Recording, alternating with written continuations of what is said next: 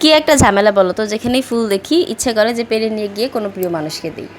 তো এই যে আমার শুরু হয়ে গেল ডিউটির প্রথম আমি একটু বসেছিলাম, কিন্তু লাস্ট পর্যন্ত বসে থাকতে পারিনি। লাস্ট পর্যন্ত বলতে একটু পরে উঠে পড়তে হয়েছে।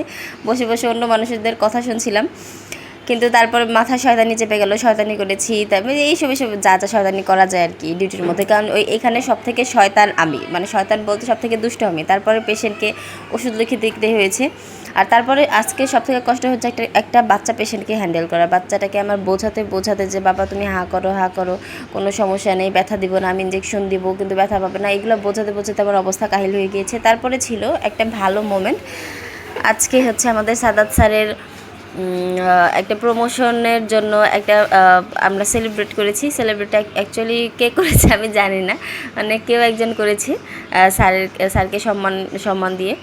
তারপরে এইটার আমি একটু ভিডিও ক্লিপ নিয়েছিলাম, কারণ এখানে আমি ছিলাম। আর এখানে আমি আসলে একটু দুষ্ট থাকার কারণে সবার কাছ থেকে অনেকটা ভালো আদর পাই আমি।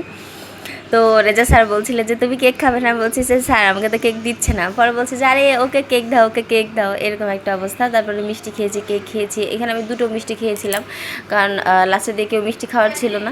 আর আমার প্রচণ্ড ক্ষুধা পেয়েছিল, তাই জন্য আমি মিষ্টি খেয়েছিলাম। আর এখান থেকে একটা আমি ফুলও নিয়ে এসেছিলাম, কারণ এই ফুলটা যদি আমি নিইনি, ওখান থেকে হচ্ছে কেউ একজন নিচ্ছিল, সেখান থেকে আমি ফুলটা কুড়িয়ে নিয়েছি।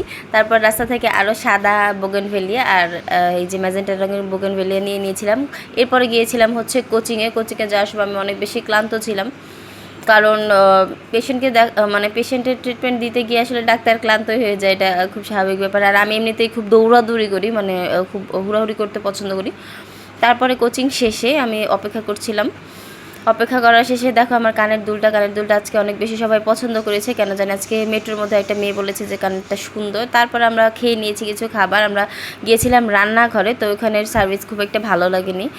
মানে একটু মানে কেন যেন ওয়েটাররা একটু পচাভাবে খাবার দিয়েছে, এই জন্য আমরা বেশি কিছু অর্ডারও করিনি।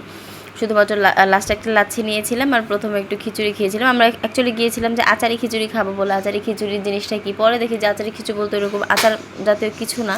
এটার মধ্যে ছিল শুধুমাত্র হচ্ছে ধনে পাতার ভর্তা আর হচ্ছে পেঁয়াজ কুচি করে কাটা। তারপর আমি বাসায় চলে আসলাম। বাসায় চলে এসে সবাইকে লুকিয়ে খাচ্ছিলাম হচ্ছে এই যে বরফ দেওয়া পানি।